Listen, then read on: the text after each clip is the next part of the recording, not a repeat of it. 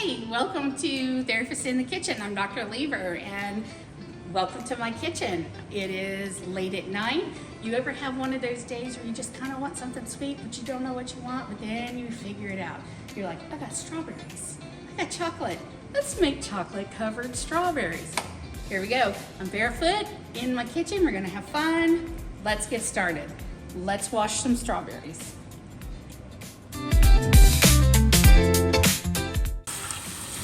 Many times, it seems like lately, a lot of videos are out talking about how to wash strawberries with vinegar and baking soda, and they make people feel like if they don't wash them this way, then they're not getting their berries super clean. You know what? I am 54. Let me tell you something. As I sit here and wash these berries, if I haven't developed an immune system by now, then something's wrong. I have grown up my whole life washing berries by hand with just water. And there's nothing wrong with that. So, you know what? You do you. Do it how you want to do, how you feel comfortable. If you like using vinegar and baking soda, by all means, go ahead. But if you like to just use water, that's okay too. There's no right or wrong way. So now what I'm doing is just getting these super washed, really clean, making sure we're all taken care of here. If I see any berries, this gives me a chance to check them over. See, like this one is a little soggy. I'm gonna kind of set it off to the side. Being able to hand wash like this allows me to get in here and really check each strawberry over and make sure they're good, not soggy or mushy.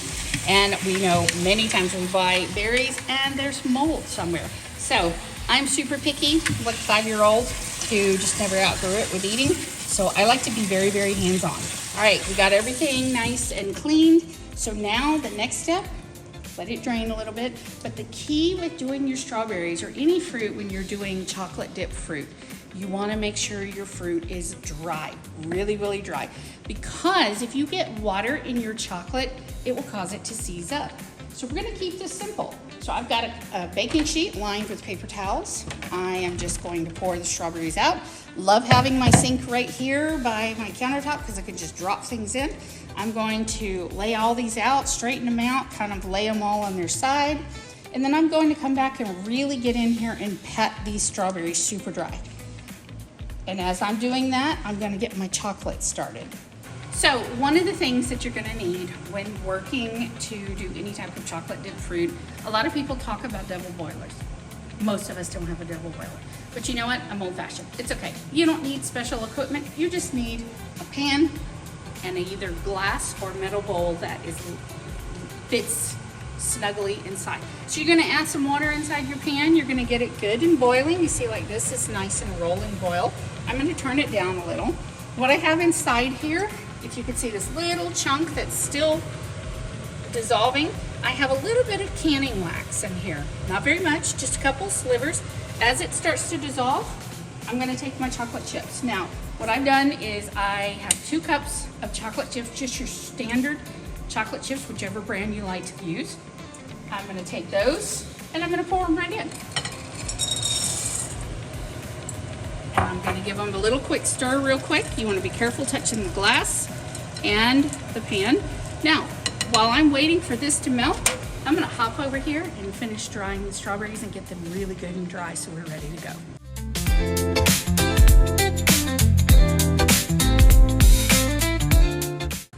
Okay, so I forgot to mention earlier why I use the paraffin wax. So I've got the paraffin wax in here, or the canning wax, and I have my chocolate melted now, and I've got the wax mixed in with the chocolate. You can use coconut oil. I'm unfortunately allergic to tree nuts, so I have to keep it safe. So I use canning wax or paraffin wax. What paraffin wax or coconut oil is going to do is it's going to allow your chocolate to be a little loose and soft like this, but when it firms up, it's going to give it that shell. So that's not just runny, clumped on chocolate. So now I've got everything nice and mixed. I'm gonna turn my burner down because I don't want the water to boil over and I don't want my chocolate to get too hot, because if the chocolate gets too hot, you can also cause it to start to separate and to seize. So I've got it nice and smooth. I'm gonna set my little spatula off. I've got my strawberries real good and dry. I know you're supposed to use like this handy dandy dipper or whatever. I use my fingers because you know what? I've washed my hands are clean. I usually take the stems, hold on to them, and I come in and I just dip and roll. Let it, you see how it's already starting to set? That is what our wax does. And I'm gonna drop it down in here. We'll do a couple more and then I'm gonna finish these up and we'll see you afterwards to show you the finished items.